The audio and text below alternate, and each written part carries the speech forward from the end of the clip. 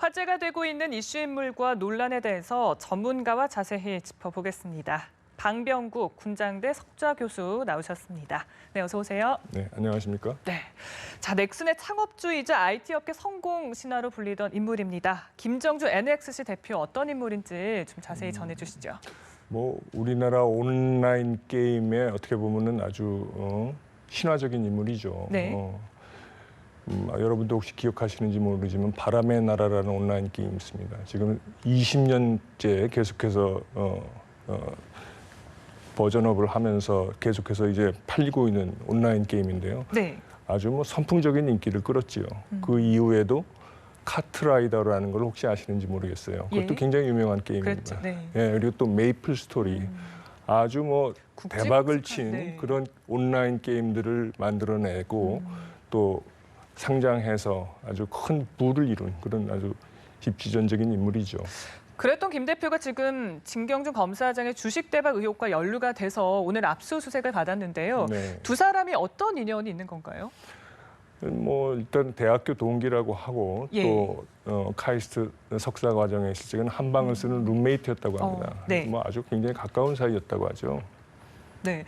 근데 지금 저희가 진경준 검사장이 주식을 매입한 시기가 2005년이라고 해요. 근데 추가로 공개된 내용에 따르면 딱 이 2005년부터 넥슨의 접대비 지출이 급증했다고 하는데 이걸 어떻게 좀 봐야 될까요? 글쎄, 그 이제 호사가들이 이야기할 수 있는 그런 것인데 실제로 넥슨의 접대비 지출과 이번 진경준 검사와의 어떻게 보면 의혹이나 혐의와는 네. 조금 좀 관계가 좀 없지 않나 그렇게 생각은 됩니다. 그렇지만 일반적으로 기업의 접대비가 좀 이상하게 많다라고 하는 것은 네. 어떻게 보면 좀 더 은밀한 내지는 좀 공개하기 어려운 그런 대외 섭외 활동이 더 많지 않았는가 그렇게 의심을 할 수는 있겠습니다. 네.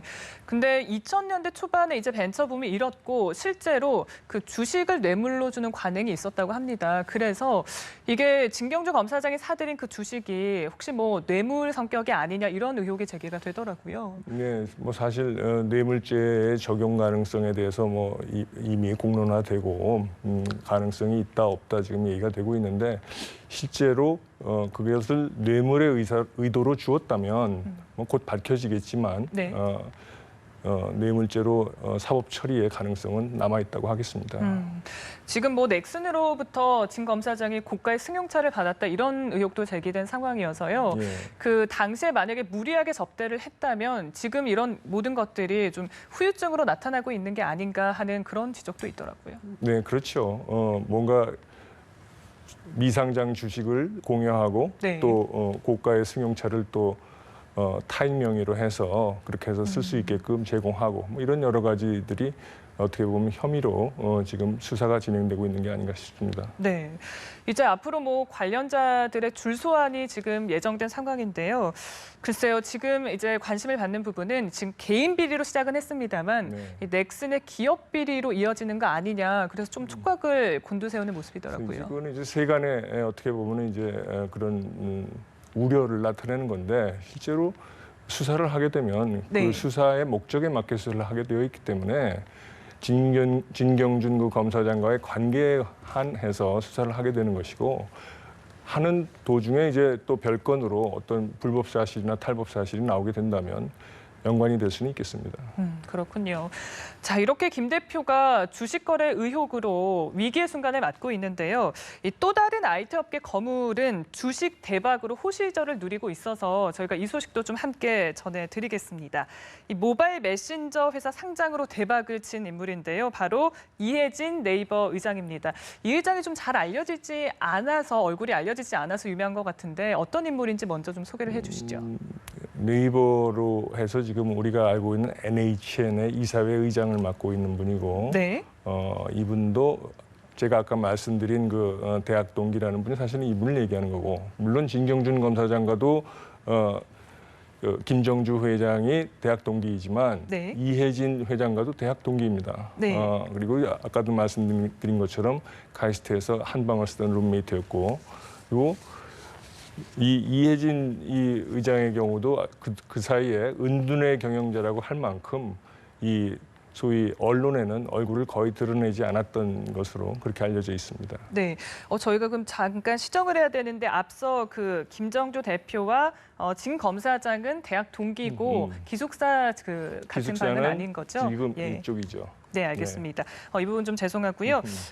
글쎄요, 네이버가 사실 후발 주자였는데 지금의 이런 위상을 누리게 된 데에는 사실 이 의장이 어떻게 보면은 묘수 덕분이었다 이런 평이 나오더라고요. 특히 그 한 게임과 라인이 엄청난 신의 한 수였다라는 평이 있더라고요. 예, 근데 이제 어떻게 보면 한 게임을 통해서 한 네. 게임이 주로 이제 어떻게 보면은 화투와 카드놀이인데 그걸 통해서 거의 하루 매상을 10억 원 정도 올릴 수 있을 정도로 해서 현금 창출 능력이 굉장히 뛰어난 네. 사업을 사들였고 또 일본에서 라인이라고 하는 온라인 메신저를 우리도 잘 알지만 국내에는 카카오톡이 굉장히 유명하지 않습니까? 그렇죠. 그것처럼 일본의 카카오톡이라고 보시면 됩니다. 이 라인이.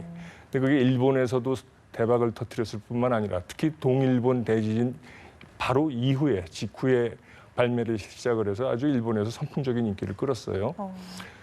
그거 사장이나 이런 사람, 기술 개발진 이런 사람들은 다 일본 사람으로 두고 자본은 한국에서 가져다가 100% 한국의 기획력으로 실제 이행은 일본 사람들이 해내는 그런 어떻게 보면 역발상의 사업으로 아주 일본에서 대성공을 거두었고 그것이 또 동남아로 넘어가서 태국이라든가 인도네시아 이런 쪽에 가서도 지금 그 소위 이용자 수를 늘려서 지금 전 세계 랭킹 4위에 지금 자리하고 있습니다. 네, 이런 라인이 이제 상장을 앞두고 있는데 15일에 간담회가 있을 거라고 합니다. 근데 이게 국내 기업이 만든 자회사 중에서 미국과 일본 증시에 동시에 상장하는 게 이 라인이 처음이라고 하더라고요. 그렇습니다. 이렇게 해서 저희 기업 중에 이제 뭐 가지고 있는 자회사가 해외 상장한 기록은 있지만 네. 지금처럼 일본과 미국의 동시 상장을 해서 이렇게 기업 공개를 하는 경우는 이번이 처음이라고 합니다. 네, 정말 대단한 것 같은데 사실 이 의장이 은둔형 CEO로 알려질 만큼 모습을 좀 잘 드러내지는 않았는데 간담회에는 얼굴을 좀 드러낼 것 같아요. 어떤 얘기를 할까요?